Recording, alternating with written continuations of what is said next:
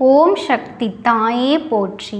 நீ நல்லது நினைத்தால் இந்த தாயின் ஆசீர்வாதத்தால் உனக்கு நல்லது மட்டுமே நடக்கும். இந்த பதிவின் மூலமாக உன் தாயானவள் உன் வாழ்க்கையை மாற்ற வந்திருக்கின்றேன். இந்த நிமிடத்தில் இருந்து இந்த அம்மாவினுடைய வாக்கினை நீ முழுவதுமாக கேட்டாயானால் உன் கர்ம வினைகள் அத்தனையும் விலகி உன் வாழ்க்கையில் இனி சந்தோஷங்கள் மட்டுமே பெருகும் என்பதனை இன்று இப்பொழுது இந்த நொடி நீ நிச்சயமாக புரிந்து கொள்வாய். இந்த வாக்கின் மூலமாக நிச்சயம் உனக்கு ஒரு மனத்தெளிவு கிடைக்கும். என் குழந்தையே, இன்று உன் அம்மா உனக்கு கொண்டு வந்திருக்கின்ற செய்தி, நீ இவ்வளவு நாள் சிந்திய கண்ணீருக்கு பலனாக நீ விட்ட ஒரு சாபம் ஒருவரினுடைய வாழ்வில் மிகப்பெரிய பாதிப்பை ஏற்படுத்தி இருக்கின்றது. ஏனென்றால் என் குழந்தையின் சாபத்தை உன் அம்மா இன்று நான் பழிக்கும்படி வைத்திருக்கின்றேன். உன் அம்மா கொடுத்த தண்டனை இதுதான் என்பதனை நீ புரிந்து கொள்ள வேண்டும். இது அனைத்துமே உன் கண்ணீருக்கு நான் கொடுத்த தண்டனை, அந்த இடத்தில் கொடுத்த பதிலடி ஆகும் என்பதனை நீ புரிந்து கொள்ள வேண்டும். பதிலடி என்பது அவர்கள் வாழ்க்கையில் மிகப்பெரிய தாக்கத்தை ஏற்படுத்தி இருக்கின்றது. இது உனக்கான பதிவு. என் அன்பு குழந்தையே, உனக்கு வாழ்வில் மிகப்பெரிய துயரத்தையும் எல்லாம் கொடுத்த நபர்களுக்கு நான் கொடுக்கும் பதிலடி என்பதனை இன்று நீ தெரிந்து கொள்ள வேண்டும். என் தங்க குழந்தையே, உன்னை யார் கஷ்டப்படும்படி செய்தாலும் உண்மையாக எனக்கு நீ இருந்தாயானால் நிச்சயமாக அவர்களுக்கு நான் பதிலடி கொடுப்பேன் என்பதனை நீ மறந்து விடாதே. அதனால் என் வாக்கினை முழுவதுமாக நீ கேட்டு கூடிய விரைவில் ஒரு நல்ல முடிவை எடுக்க வேண்டும். அதனால்தான் உன் அம்மா உன்னோடு பேச வந்திருக்கின்றேன். நீயும் இதனை கேட்டு கொண்டிருக்கின்றாய். உன் அம்மா சொல்லும் விஷயத்தை தைரியமாக நீ கேட்க வேண்டும். என் அன்பு குழந்தையே, உன் வாழ்க்கையில் பிரச்சனைகளை முடித்து நான் அதை இல்லாமல் செய்துவிடுவேன் என்பதனை நீ மறந்து விடாதே. இதை மட்டுமல்ல, எல்லா நல்ல விஷயத்தையும் நான் உனக்கு செய்து கொடுப்பேன். உன் வாழ்க்கையில் மாற்றத்தை கொண்டு வந்து கொடுப்பேன்.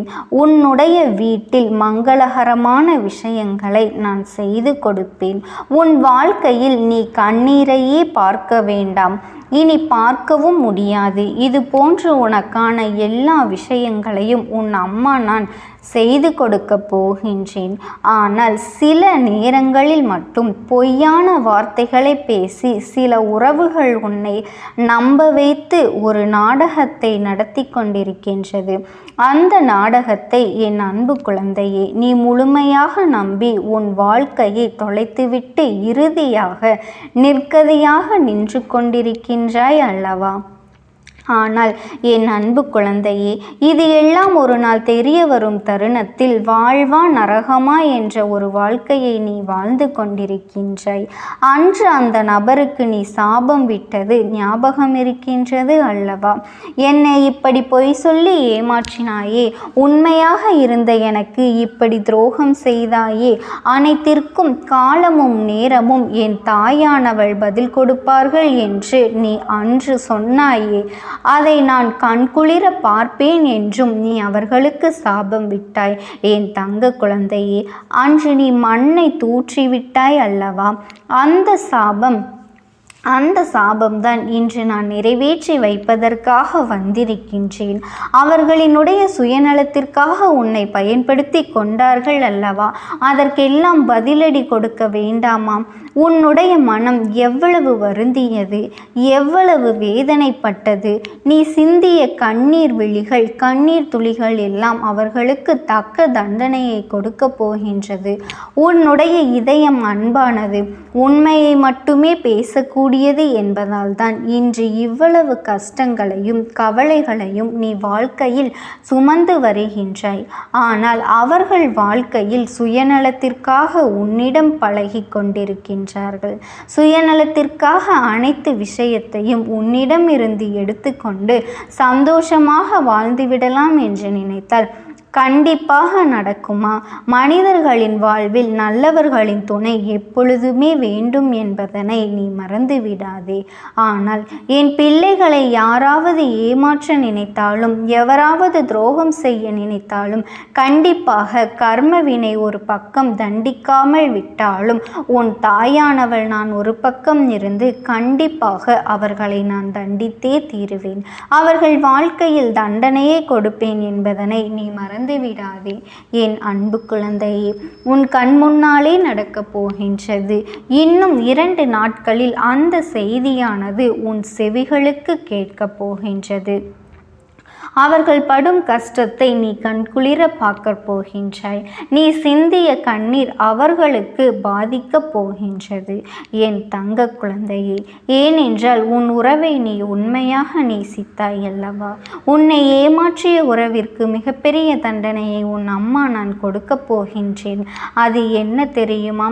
அதை கேட்டால் நீ நிச்சயமாக நீயே அதிர்ந்து போகின்றாய். ஆனால் இன்னமும் 2 நாட்களில் அந்த செய்தி உன் செவிகளுக்கு எட்ட போகின்றது. இருந்தாலுமே இப்பொழுது ஒரு சிறிய விஷயத்தை மட்டும் உன்னிடம் நான் சொல்கின்றேன். ஒரு விபத்தை அவர் சந்திக்க போகின்றார். அவரவர் கர்மவினை காரணமாக இந்த விபத்தானது ஏற்பட போகின்றது. வாழ்க்கையில் நரகம் என்றால் என்ன என்று இப்பொழுது அவர்களுக்கு புரிய போகின்றது. அவர்கள் எப்படி என் குழந்தையே உன்னுடைய வெறுப்பினை தூண்டும் விதமாக பேசினார்களோ அதற்கெல்லாம் அவர்கள் நிச்சயமாக அனுபவிக்க வேண்டும் அல்லவா? ஒவ்வொரு தருணத்திலும் என்னுடைய குழந்தையின் கண்ணீரையும் கவலையையும் துன்பத்தையும் துயரத்தையும் அதிகரித்துவிட்டு நாம் சந்தோஷமாக வாழ்ந்துவிடலாம் என்று நினைத்தால் வாழ்ந்துவிட முடியுமா? இல்லை, வாழத்தான் உன் அம்மா நான் விட்டு விடுவேனா? நீ தைரியமாக இருக்க வேண்டும் என் செல்ல பிள்ளையே. உண்மையானது ஜெயிக்க சிறிது காலம்தான் எடுத்துக்கொள்ளுமே தவிர ஆசையும் உண்மையும் இருக்கும் பட்சத்தில் உண்மைதான் எப்பொழுதுமே ஜெயிக்கும். உன்னுடைய அன்பானது புரிந்து கொள்வதற்கு, உன்னுடைய அன்பினை பெறுவதற்கும் அவர்களுக்கு தகுதியே கிடையாது. ஆனால் இப்பொழுது நீ சரியான முடிவினை எடுக்க வேண்டும்.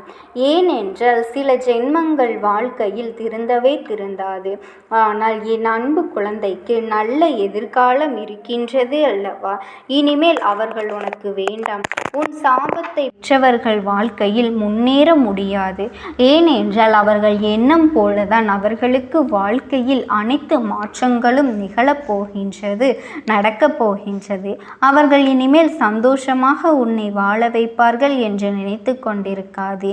சில நேரங்களில் ஏமாற்றும் மனிதர்களும் துரோகம் செய்யும் மனிதர்களும் கண்டிப்பாக குழந்தையின் மனதையும் எண்ணத்தையும் மாற்றிக்கொள்ள முடியும்.